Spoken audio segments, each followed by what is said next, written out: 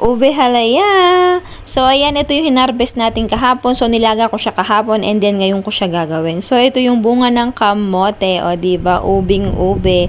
So, hindi na natin kailangan ng food coloring. So, ito yung mga gagamitin ko sa paggawa ng ube halaya. So, meron tayo dyan vanilla, and then gatas, at saka tong condensed milk. And then, syempre, yung ating kamoteng ube, o diba, kulay ube. So, yan, ibe-blender lang natin siya.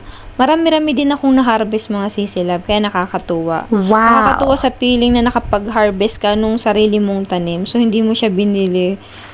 Ano siya, yung kumbaga, parang investment na na-harvest mo. Kasi ilang buwan din yan eh, o diba?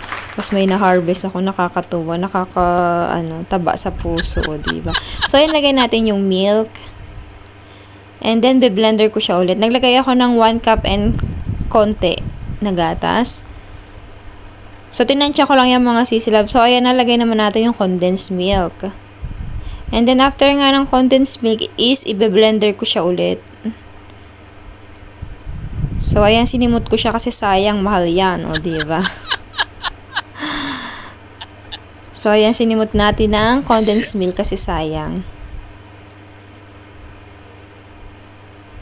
So, hindi ko na yung nilagyan ng asukal mga sisi ha. Kung ano yung nakita nyo nilagay ko dyan, ayan lang talaga ang mga ingredients na nilagay ko. And then, itong vanilla flavor. So, wala tayong ube flavors, kaya yan lang ang nilagay ko. Para, pang-yummy din yan. So, yan, binblender ko siya ulit. So, hindi ko na yung dinagdagan ng asukal mga sisilab. Okay na yung isang can ng condensed milk. Hindi naman ako mahilig sa sobrang tamis. Naiwas na ako sa mga matatamis talaga. And then, nilagyan ko siya ng, ayan, unsalted butter. So, ayan yung ipapaluto natin dun sa, ayan, lulutuin na natin ang ating ube halaya. So, ayan mga sisilab, halo-haloin lang natin. O, yan, simutin natin kasi sayang. Minsan lang yan mga sisilab. Ngayon lang ulit ako makakatikim ng ube, o, diba?